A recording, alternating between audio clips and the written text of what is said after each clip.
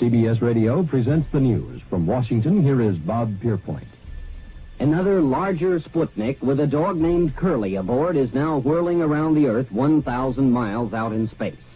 The Russians launched an 1,100-pound satellite late last night, and so far both Sputnik 2 and its canine passenger are reported doing well.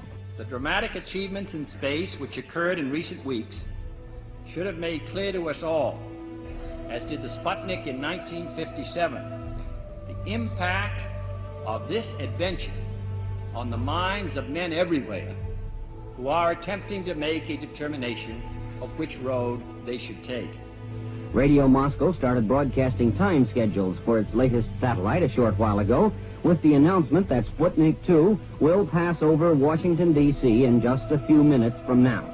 Dr. J. Allen Hynek, well-known associate director of the Smithsonian Observatory at Cambridge, Massachusetts, was asked if the half-ton weight of Sputnik 2 indicated the Russians might have a war rocket powerful enough to reach this continent from the Soviet Union. It certainly indicates they have the capabilities of launching an intercontinental ballistic missile, replied Dr. Hynek. Now it is time to take longer strides. Time for a great new American enterprise. Time for this nation to take a clearly leading role in space achievement, which in many ways may hold the key to our future on Earth. Dr. John S. Reinhardt, also with the Smithsonian Observatory, commented after studying figures on the new Soviet satellite, "I firmly believe the Russians could reach the moon in a few days." I believe we should go to the moon, but I think every citizen of this country, as well as the members of the Congress, should consider the matter carefully. Every scientist, every engineer, every serviceman, every technician, contractor, and civil servant gives his personal pledge that this nation will move forward with the full speed of freedom in the exciting adventure of space. We go into space because whatever mankind must undertake, free men must fully share.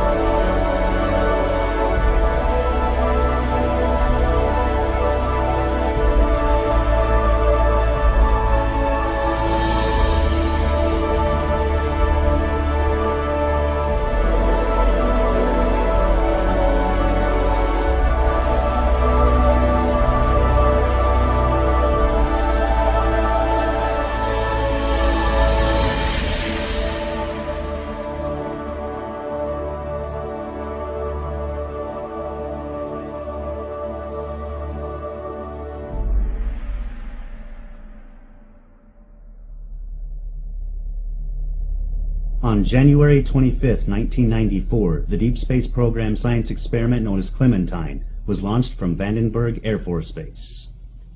Clementine was able to deliver more than 1.8 million digital images between February 26 and April 22, 1994. These images were quickly accessible to the general public on the World Wide Web.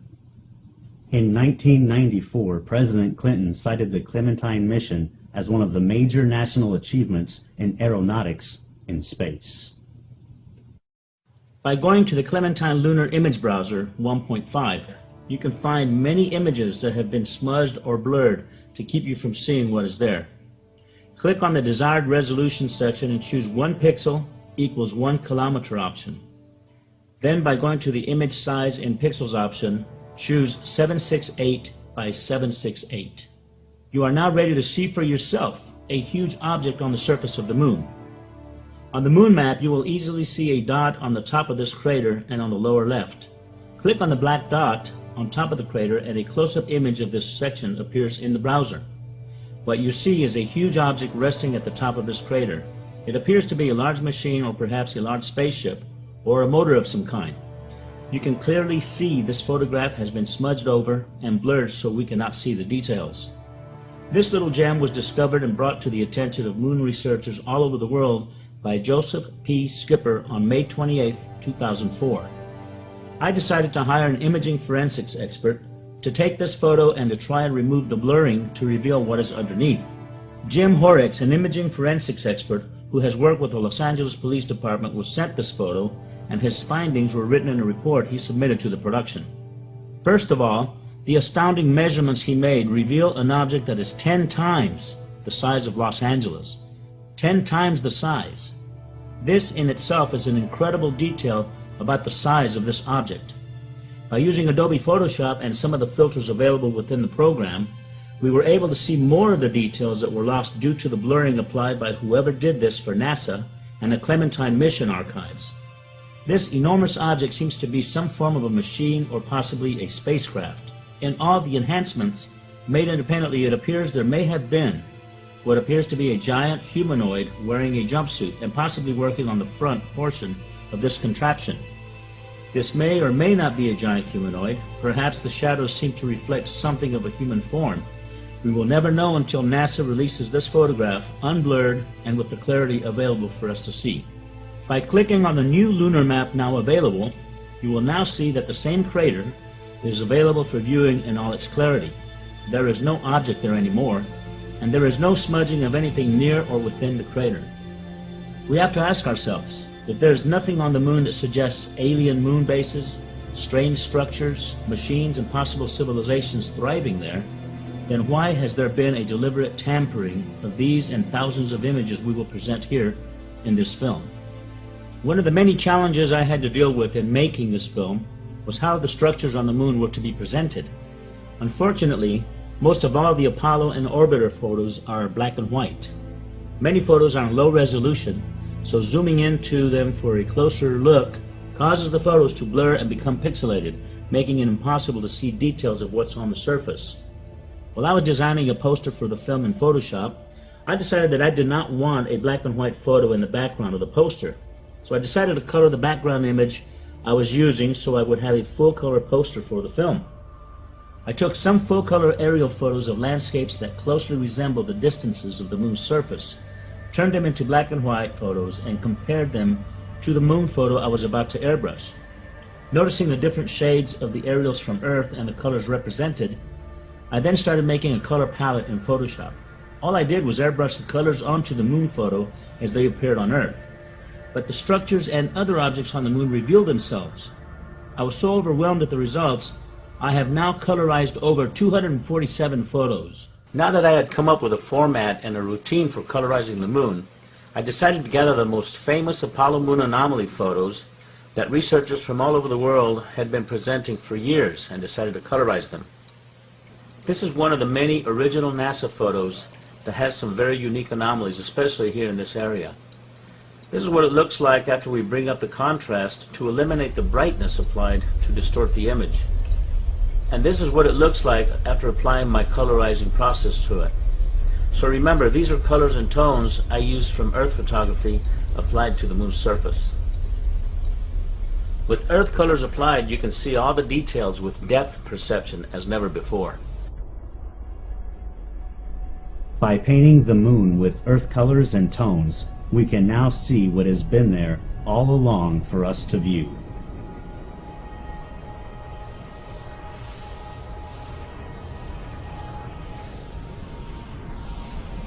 I got started in this probably in the mid-1990s, listening to Hoagland on the old Coast to Coast AM radio program with Art Bell. And he was talking about the stuff that he'd found on the moon, and some images and some things that clearly appeared to be structures. They were very anomalous. And he was noting that there were thousands upon thousands of photographs that had been taken of the moon by the various unmanned probes and the astronauts that had orbited the moon. And he said, you know, Art, anybody can do this. And what I realized is, A, I'm anybody. B, I think I understand the arguments. I'm an engineer by trade, so aerospace engineer, so I may not be an architect, but I certainly know structure when I see it. And I started looking at the evidence that he presented, and I just got fascinated by it. I created a web page called the Lunar Anomalies homepage, which still exists, and it was all dedicated to stuff on the moon. The Hubble telescope has taken the most incredible photography of deep space and far off in the vast universe. When you see these spectacular scenes, you can't help but wonder how many others live out there. So when NASA was asked by scientists and astronomers when the Hubble telescope would be used in photographing the moon, NASA's reply was that because the moon was too bright, it would be impossible to get accurate photography of the moon. The first photo was released from the Hubble Space Telescope in 1999. Needless to say, the scientists and astronomers were not too pleased at how NASA had deliberately lied to them. When I heard about this photograph, I thought for sure we would see the moon in full color. But of all the photos taken by the Hubble telescope of the moon, they are in black and white. After colorizing all these photos, you can't help but learn the moon's layout. After all, it is a small planet compared to Earth. Prepare yourself for an incredible expedition as we now take you back to the moon on a voyage filled with mystery and secrecy.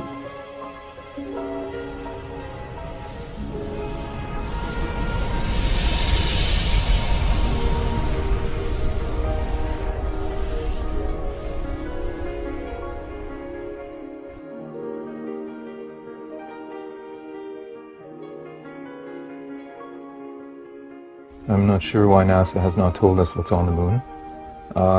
In a way they have told us, because the pictures are there and there's hundreds of them, so anybody can do what I did and go and look at the pictures and enlarge them and see what there is. NASA has been there, but we haven't been back since 1972, and you gotta sit there and wonder why that is. It's our closest celestial neighbor in the heavens. You can see it every night when you walk outside, and really there's so much mystery about it still to this day. Many people seem to think that the Apollo program answered a lot of these questions, and in many ways it did, but we, the general public, have never been privy to any of those answers.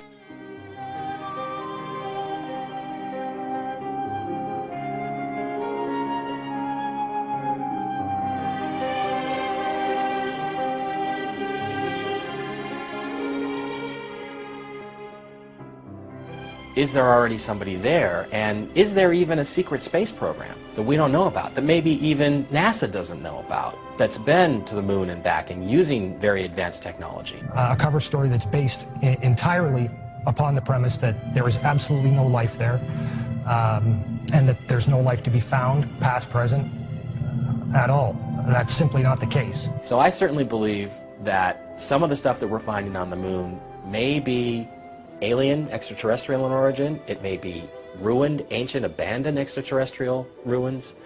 Some of it may be active, and some of it, in fact, may be our own stuff. I don't think there's any possibility that NASA is not aware of the civilizations on the moon and the structures. They're very obvious, easy to see.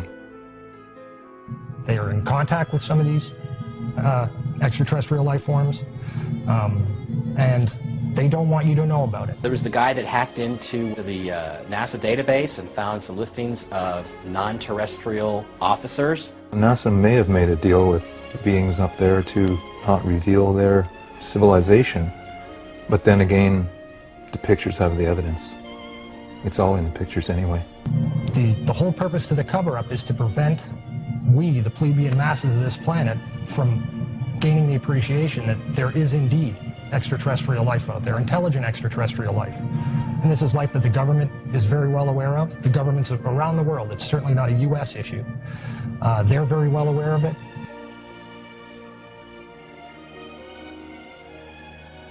Because you've been lied to, you've been robbed of something that you deserve, which is to know what your true history is and what your true significance is in this world. I really don't think people realize how deep the lie goes, how big it is, how unbelievable the cover-up is. This truly is the greatest story ever denied.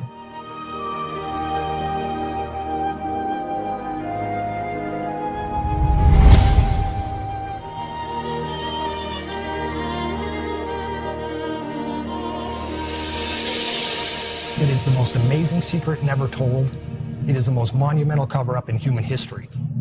And hopefully, the public will take a movie like this and will begin to open up some doors, begin to open up some windows to the truth, whether it's from the government, whether it's from other insiders who can now come forward and begin to tell their stories of what they did and their involvement in this cover-up to get the truth out there. I think the world's ready for it. And hopefully a movie like this will push that forward a little bit and speed the process up. The very word secrecy is repugnant in a free and open society.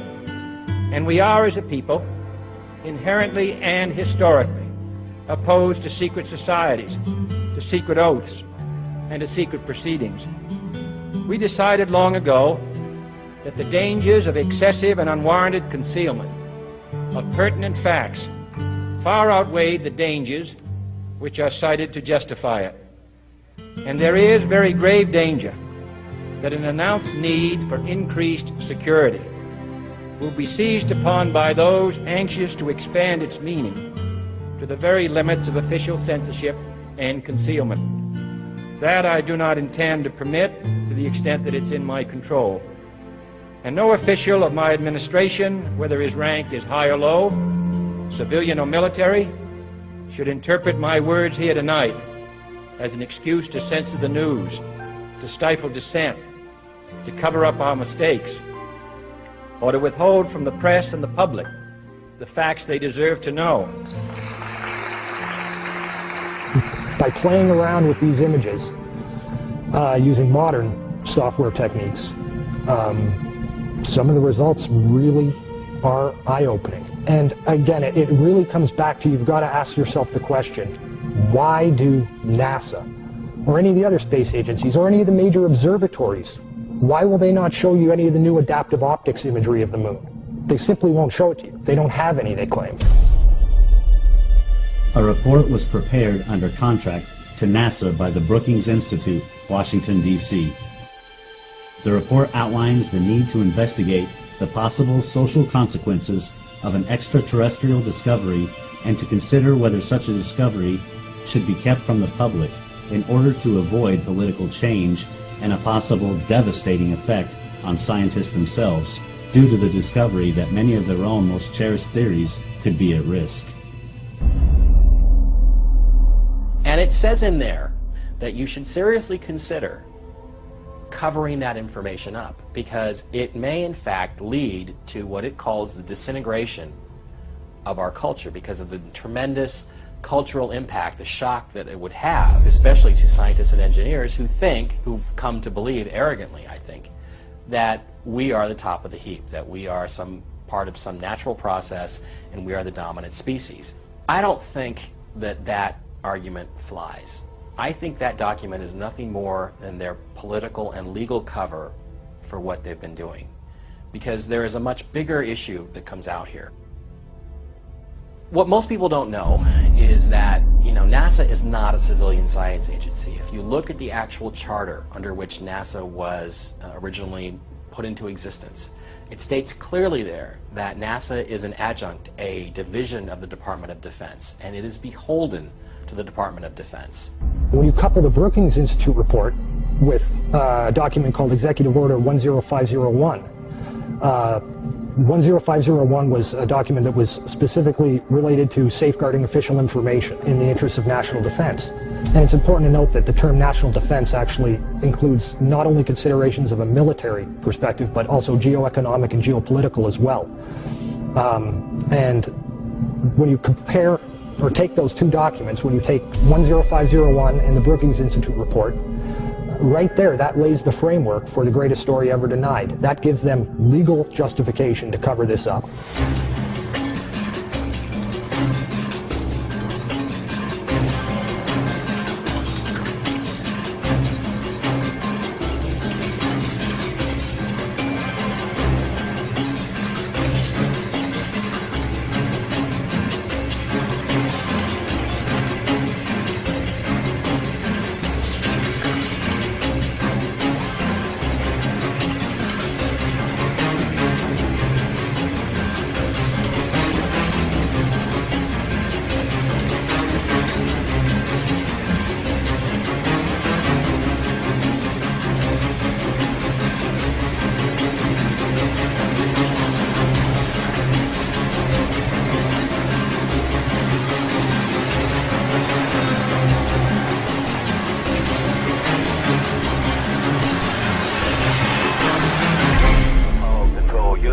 Switching now to the voice of Jim Lovell.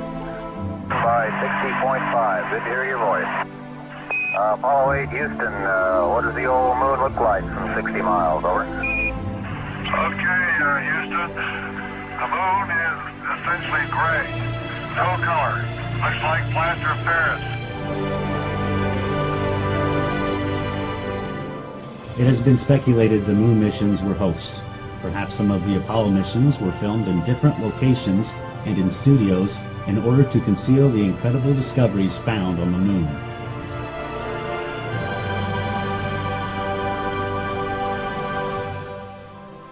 In 1979, Marie Chatelain, former chief of NASA Communications Systems, confirmed Neil Armstrong had indeed reported seeing 2 UFOs on the rim of a crater.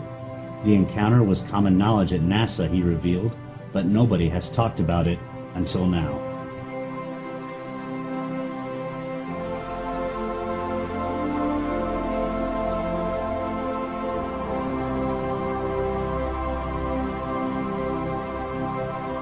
Even if you don't care what's up there, you damn sure care about the lies that are being put in place to hide what's up there.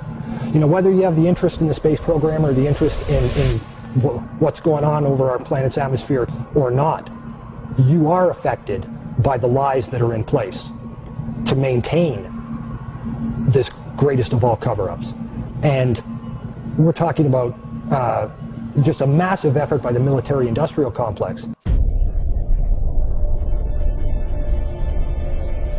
A couple of nuclear weapons sent into space were destroyed by the extraterrestrials. Our government sent a nuclear weapon for explosion on the moon's surface. It was tended to, as I understand it, to assess some scientific data and reaction and so forth. When I was a corporate manager of Fairchild Industries in 1974 through 77, I met the late Dr. Werner von Braun in early 74.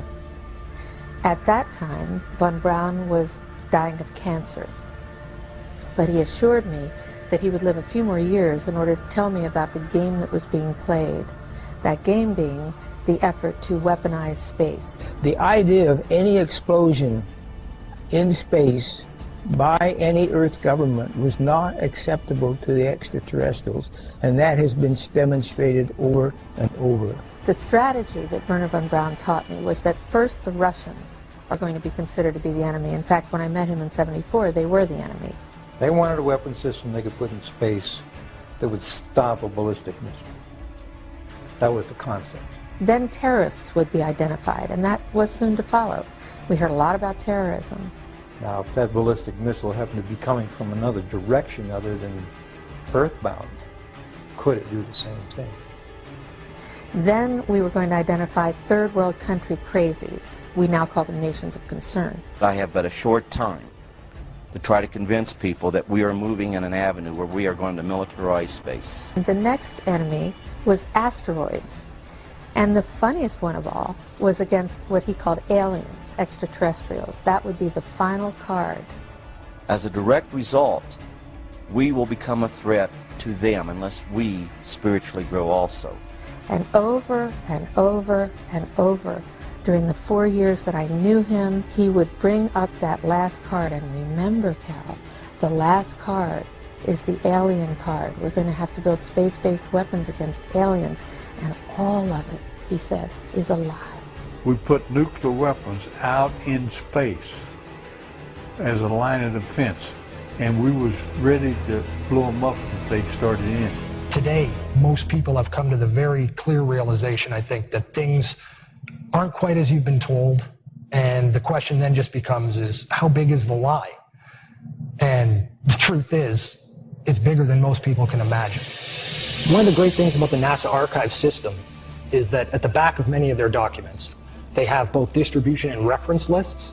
And the distribution lists are very important. They say who that document is being forwarded to and which department and for what company. And when you begin to cull through these documents, certainly ones that deal with specific subject matter, like image enhancement, for example, you begin to see a lot of names that obviously begin to repeat. And you can very quickly determine what individuals knew what and had to have been privy to certain information just by the very nature of their job.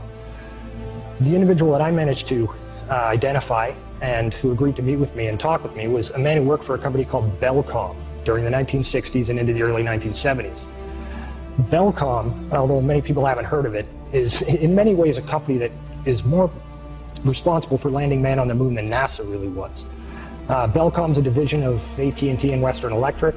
Belcom was around for only a decade. They were there for the specific purpose of landing man on the moon and ensuring that NASA got the job done. Meeting him was actually the most incredible 3 hours of my life, the interview that we had. A man who I knew was in the know, a man who I'd tracked down. He wasn't in any way looking to throw this stuff out in the public eye. It was just really a matter of him recognizing that I wasn't on a total blind fishing expedition, and I'd actually figured some things out. That opened him up in a big way. He'd made the comment several times during the interview that he'd never talked about this with anyone before. It was not the kind of subject matter that you talk with anyone about. The people that were in a position to be in the know, to have at least some high level of understanding of what was really going on, these individuals are also very well aware of what their government is actually capable of. A guard told me that he was asked to burn some photographs and not to look at them. And there was another guard guarding him who was in green fatigues watching him burn the photographs. And he said he was too tempted. He looked at one and it was a picture of a UFO, and he was very descriptive. I can go into that later with anyone. He immediately was hit in the head and he had a big gash in his forehead. He was knocked out and he's terrified, so he would have to be protected. Another incident, I knew someone in quarantine with the Apollo astronauts. He told me that the Apollo astronauts saw craft on the moon when we landed, and that is what he told me. And he also was afraid. He said that the astronauts are told to keep this quiet. They're not allowed to talk about it. So I do want to let you know that I worked out there for a number of years, and I ran into this. So it's not something everyone knows that works out there for a long time. My boss didn't know about it. Some people that sat right next to me didn't know about it. It's very strange because I don't know how they can do it, but they can let some people know about it and then others not. I'm willing to testify before Congress that what I'm saying is true, and thank you very much. They know the power of these people. A lot of people ask questions like, well, how come none of these people who knew about it have ever come forward? These individuals have signed their lives away in security classification documents. And when I say sign their lives away, I mean that quite literally. I mean, these are things that if they talk about, it's off to Guantanamo Bay. This is the greatest secret in not only the United States military and the United States government, but around the world. So really, for a lot of these individuals, and there are many other investigators out there who will tell you this, that one of the only ways these individuals have to ever put the truth out is to do it through a proxy. They find another individual, or another individual finds them, and they talk a little bit about what they know. They're usually very, very careful when they talk about it because they don't want trails leading right back to them. With this gentleman, I think a great deal of his openness had to do with the fact that he knew he was dying, and he knew that he was just fed up with the government's behavior. So he was more than willing, knowing that I had understood at least a little bit of what was going on, he was much more willing to open up to me. On November 20th, 1969, the Apollo 12 astronauts did an experiment with some strange results. They crashed the lunar module ascent stage into the surface of the moon. Shockwaves reverberated throughout the moon for over an hour. Some have likened this to ringing like a bell. These results were repeated during the Apollo 13 mission. However, this time the shockwaves lasted for over 3 hours. Hollow moon researchers say that this is proof that the interior of the moon was hollowed out by artificial means. MIT's Dr. Sean C. Solomon wrote, "The lunar orbiter experiments vastly improved our knowledge of the moon's gravitational field, indicating the frightening possibility that the moon might be hollow." On March 7, 1971, instruments placed on the moon by the Apollo astronauts recorded a cloud of water vapor passing over the surface. The event lasted for over 14 hours and covered an area of at least 100 square miles. The Earth is thought to be around 4.6 billion years old, while rocks from the Moon were found to be around 5.3 billion years old. And the dust the rocks were found in is thought to be about 1 billion years older than that. This information conflicts with the theory that the Moon was produced by a collision the Earth had with another body earlier in its history. One of the things you've got to keep in mind as well when you're looking at NASA imagery is that although the sky may appear black in those frames, in many instances, when you enhance that image, you discover that there's actually an incredible amount of image detail that's just buried in the darkness of that image. But when you amplify that scene and you begin to see what's hidden there in the sky, you can begin to make out shapes. There's a few images that show structuring. And this is all done in an effort to both hide the truth, but as well to leave a bit of the truth there for you. And again, a lot of people don't want to believe they do that, but they do.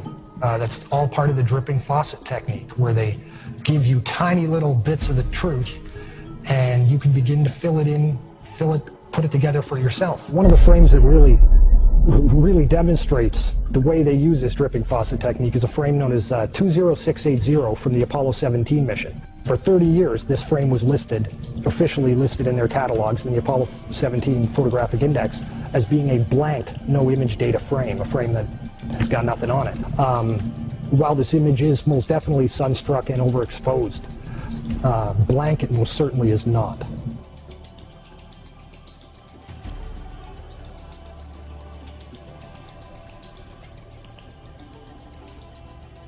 Harrison Schmitt, created some patches for his own mission, Apollo 17, which is again the mission that we take these images from, and that we've seen a lot of this color effect.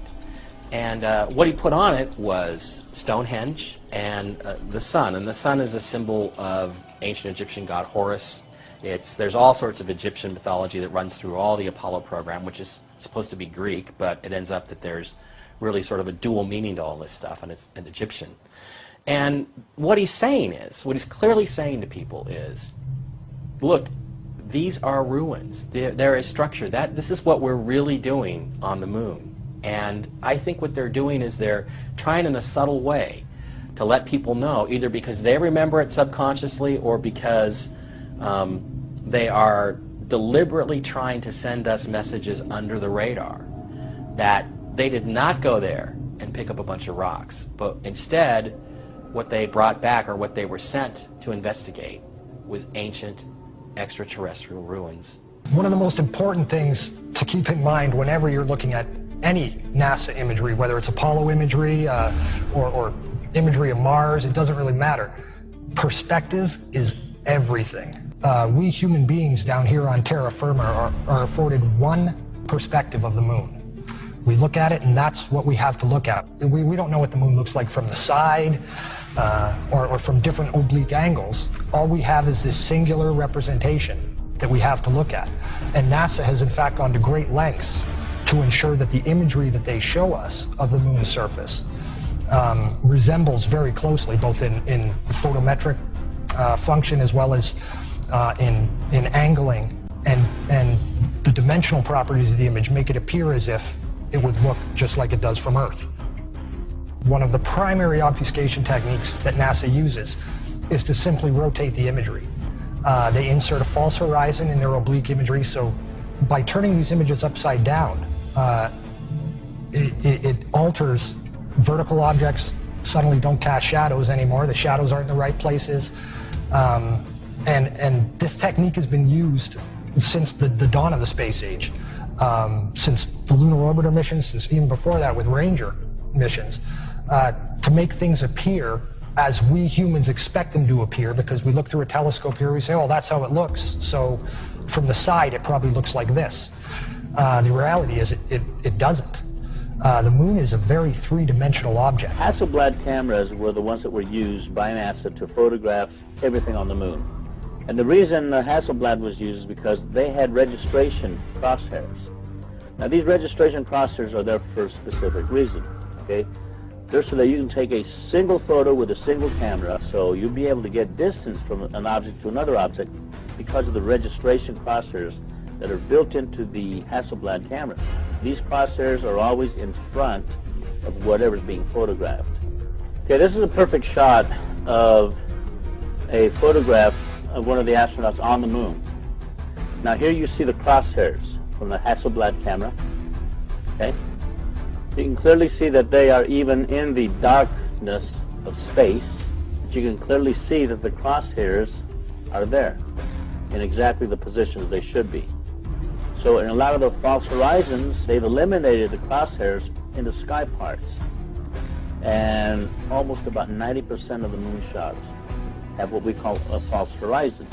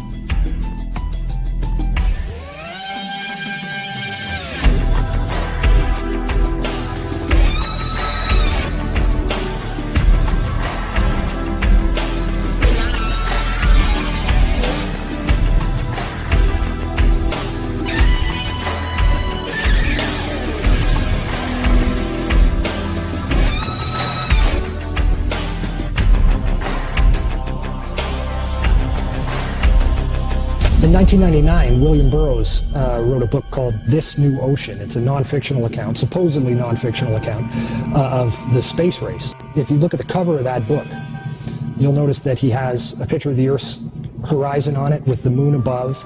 And on the cover of this book, there are two black running parallel lines that climb up from the Earth, and they pass the moon on either side, paralleling it. It's interesting when you go and look at the ISS and space shuttle imagery of the moon from low Earth orbit. When you begin to enhance those images and begin to attack the black area of the sky that appears to be solid black, and there are different filtering techniques you can use to draw that out, you begin to realize that those lines that are on the cover of this book actually are appearing in these photographs. And they don't appear once or twice. You don't see this effect once or twice.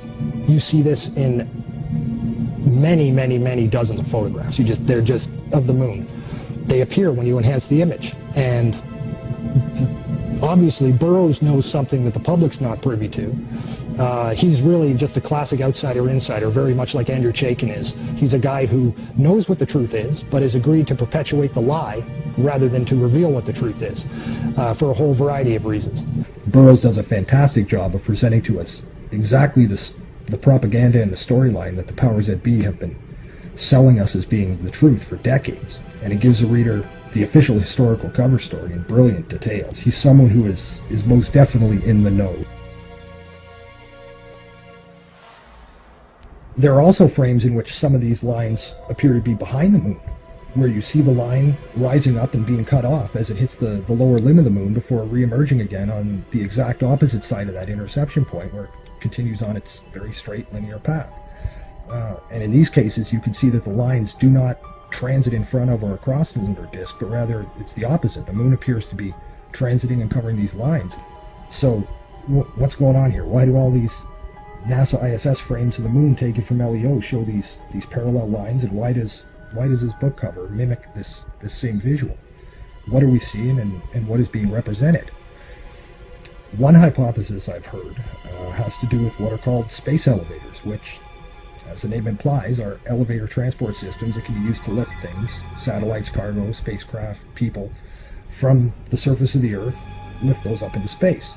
Now, I realize that to many people this idea of building elevators with lengths of the tens of thousands of kilometers that could extend from the Earth's surface up to geostationary orbit or to the moon probably sounds ludicrous, something that, if it is possible at all, must be centuries and centuries beyond what we're capable of doing today. But it really does not seem to be as beyond state-of-the-art as one might think. These are the kind of projects being worked on today and funded today. Back in 1999, NASA sponsored what was called the Space Elevator Workshop, and its purpose was to explore the feasibility of the development of space elevators in the 21st century. And it discusses plans for construction that would take place during the later half of this century. And that's all the unclassified stuff. That is what they're willing to tell us about their capabilities.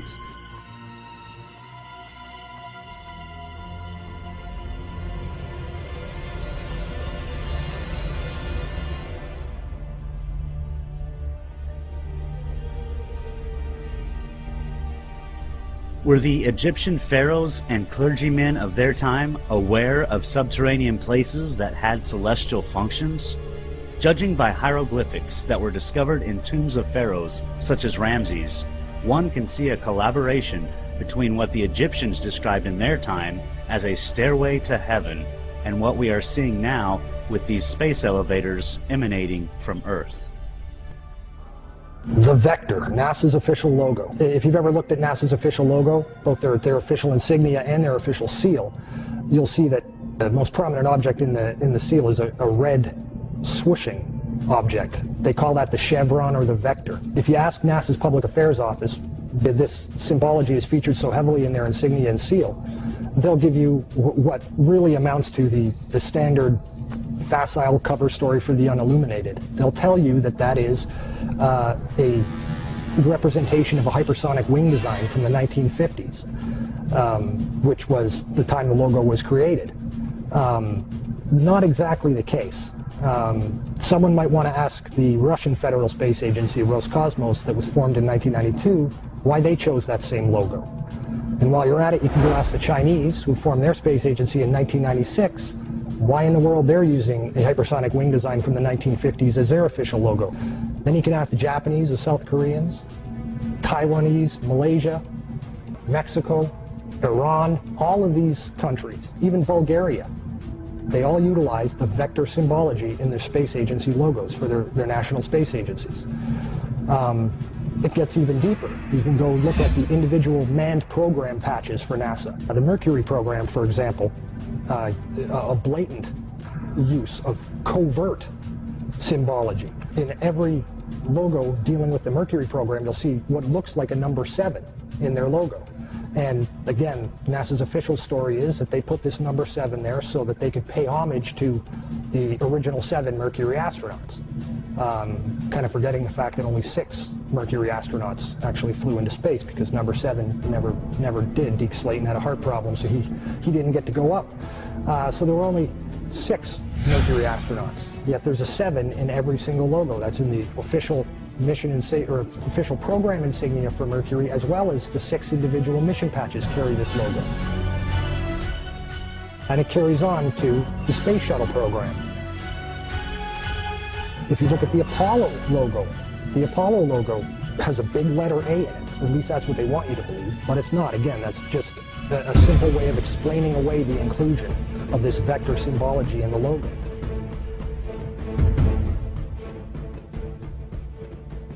If you go to the Space Shuttle program, the original Space Shuttle STS program patch is a triangular patch that, again, hides the use of the chevronic vector symbology.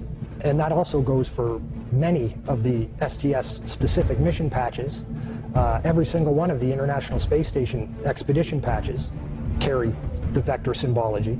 The Russian Mir space station used the vector symbology. That was their official logo. You can even go deeper and look at military-industrial complex companies. Look at the logo on a company like Lockheed Martin, 2 vectors. The X Prize logo, Ames Research Labs, U.S. Space Command. When you get into the military realm, the United States Space Command, their official logo is the vector symbol. And when you look at the military's individual space-specific programs, all of them deal with vector symbology in their official insignias. And the question really becomes, who or what are these people paying homage to?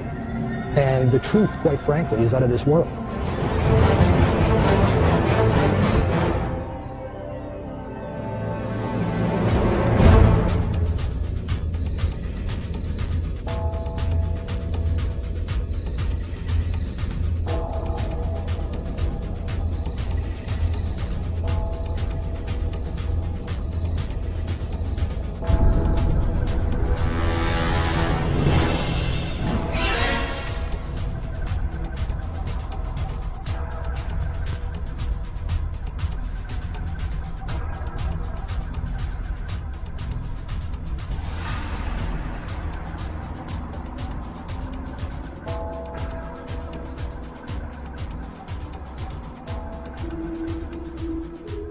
This painting, entitled The Madonna with Saint Giovannino, was made sometime during the 1400s.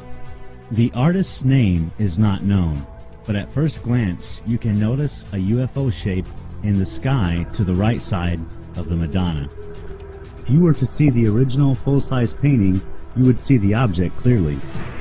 Looking at the enlargement, you can see a man and his dog standing and looking up at the object. However, this painting has something else being depicted. On the left side of the painting, you see the sun and some vector-like objects seemingly flying from or toward the sun.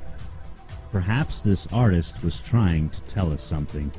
In another painting of the Madonna made by a completely different artist, the unusual patterns of the sun and the vector-like symbols have also been added prominently on the Madonna's cloak. You can see the same symbology on this painting as on the one before. This time, however, there is no UFO object to be seen anywhere in the sky. This footage was taken over Mexico City in 2002. There were many other videos and photographs taken of this same type of object, clearly resembling the shapes as seen on the visor of the astronaut, on the moon, and depicted in the 14th century paintings of the Madonna and Child. There is probably a larger story behind the vectors, but it is very unusual this symbology has been adapted by all the United States and foreign space agencies, especially enemies like Iran and others who are also making missions to the moon. Switching now to the voice of Jim Lovell. By 60.5, good to hear your voice.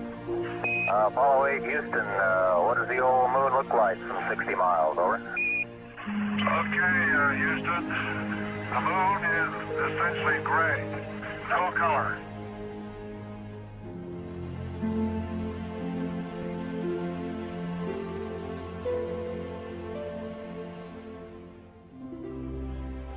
Exactly 2 weeks before I finished editing the first version of Moon Rising, I found out that there's a website on the USGS, it's the United States Geological Survey website, where they have the moon in different colors. They have it on grayscale, they have it on false color, which is infrared and ultraviolet views of the moon. But they also have the spectral color, which is full natural color of the moon. And when I found this out, I just totally freaked out. I mean, first of all, when I airbrushed the moon to build the poster for my film, I didn't realize how close I was to the actual natural colors of the moon. My partner Saskia, she goes, Jose, are you sure you haven't been on the moon? Because it was so close, it was just amazing. It's so unbelievably beautiful. All these natural colors that exist out there has never been shown to us. I've seen on TV, the moon is gray and black, and it has no color. Well, that couldn't be farther from the truth. It's really compelling. I just want to see more, and it blew me away. It absolutely blew me away. First of all, with the Clementine mission, it took 1.8 million images of the moon. The high-resolution ones, you can't seem to get any of them because, well, they give you different reasons why you can't get them, but you can't seem to get them.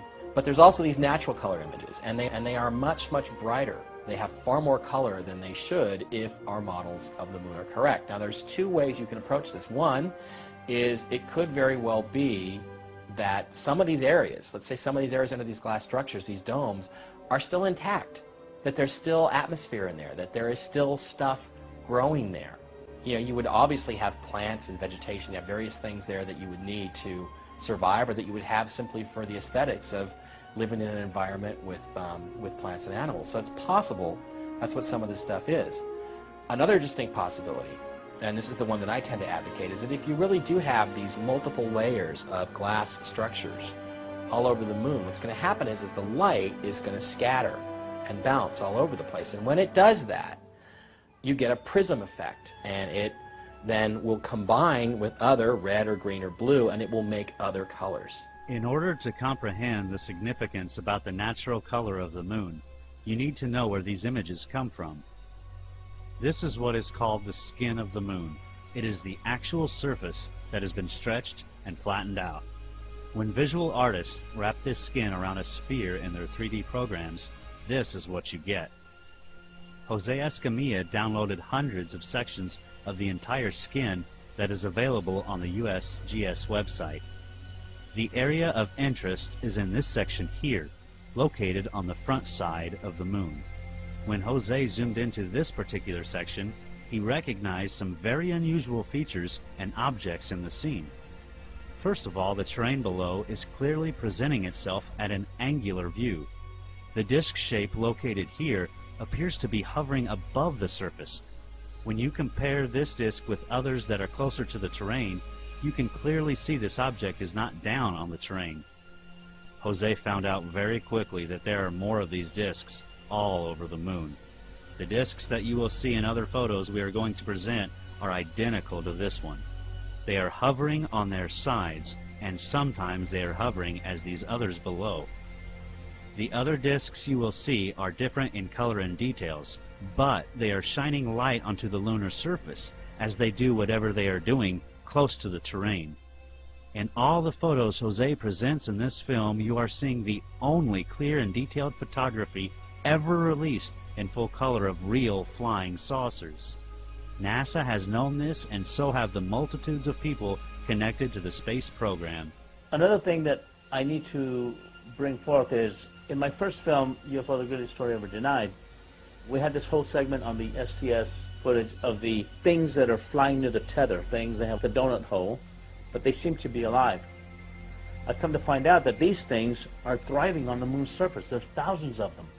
And they're hovering above the moon's surface, finding the full color imagery that you're looking at now, the natural colors of the moon.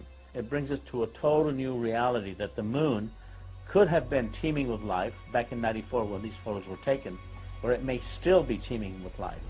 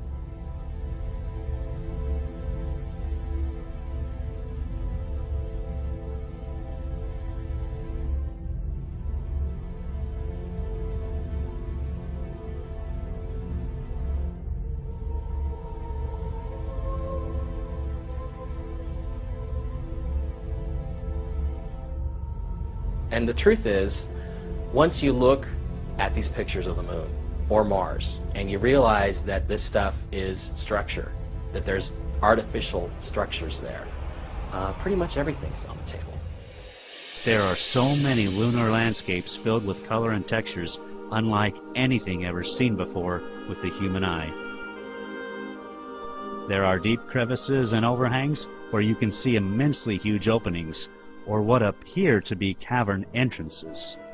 There are far too many gigantic and massive structures as can be described. You have to see them for yourself in order to grasp the size of these complex and, in most cases, alien-like architecture, as you have seen in many films. You will even see some strange vine-like webbing as depicted in Steven Spielberg's War of the Worlds. Glass domes, UFOs, massive buildings and scaffolding spread throughout the lunar terrain in many sizes, shapes, and forms. It is evident the missions to the moon were more involved than gathering rocks and dirt samples. There is no doubt we went to the moon. It is what was waiting for us when we got there that this film is about.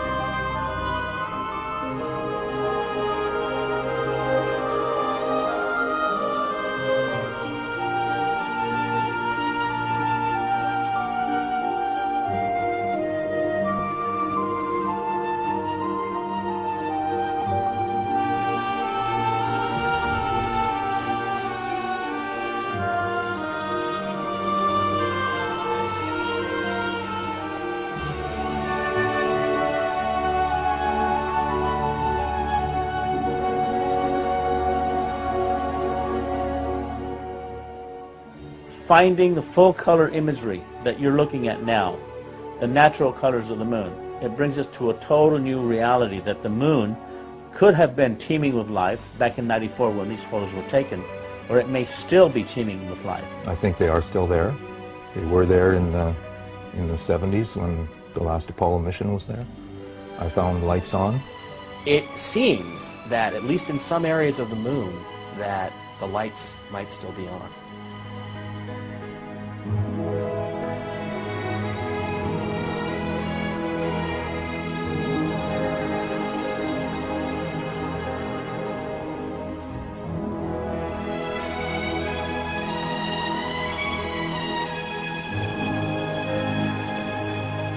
We're talking about the covering up of hyper-advanced technology that could do away with fossil fuels, our dependence on fossil fuels. We're talking about technology that allows for much quicker transport through space than we've ever been told. What I think has happened is that all these other countries somehow have found out that we went there, that we brought back this technology, that we're exploiting this technology. And they want a piece of the action. So that's why, it's the only reason why they would spend the kind of money that they're spending. India, China, all these, Japan, all these countries to go back to the moon. To what? To collect rocks? No, they're going back there because there's something incredibly valuable there that they know that we have, the United States brought back, that they want a piece of. And it's a tremendous risk. You know, there's not just simply the risk to the astronauts' lives. There's, if you believe some of the stories, there's even a risk to, you know, other people that might already be there. In the end result, I have found that the moon is in full color. It's not a black and white object. It's not made of, you know, impact craters and this kind of thing. There's a lot more to it. NASA has deliberately tampered a lot of the photography. They've eliminated the crosshairs to eliminate what was in the background in the sky or in the landscapes. And there are some very significant things that have occurred. All we say, we don't know the answers. You know, in this whole realm, none of us, none of these individual researchers, not necessarily Jose, not Richard and I, we don't have all the answers. We all have a piece of the puzzle. We all see different parts of it. And there's certain aspects of this that we're all good at. All I'm presenting to you, and it's backed up with facts. All my films present you with evidence that is fully acknowledged. You can backtrace it, you can do, as they say, back engineer everything I present. It's all there for you to see. What we do know is that there's more information out there. Again, there's 1.8 million Clementine images sitting on the web. No one person can access even a handful of those and look at them and study them and find stuff on them. So what we need is for people that see these films and see documentaries like this is to understand that this stuff does exist. They can't hide it all. When I was talking with the gentleman from Belcom, and we were discussing the lie, everything he was telling me was different from what we were being told was the truth. And at one point I asked him, I said, man, you guys, you lied about a lot, didn't you? And instantly he said, no, we didn't lie about certain things. We lied about everything. None of it was true.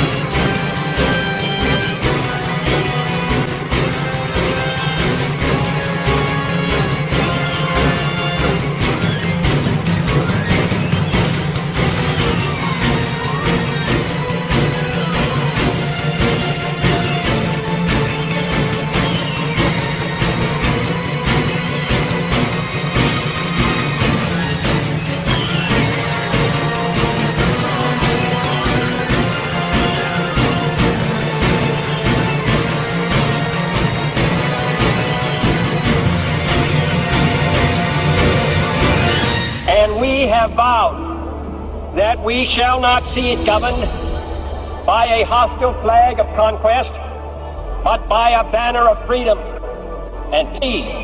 We have vowed that we shall not see space filled with weapons of mass destruction, but with instruments of knowledge and understanding. Yet the vows of this nation can only be fulfilled if we in this nation are first, and therefore we intend to be first.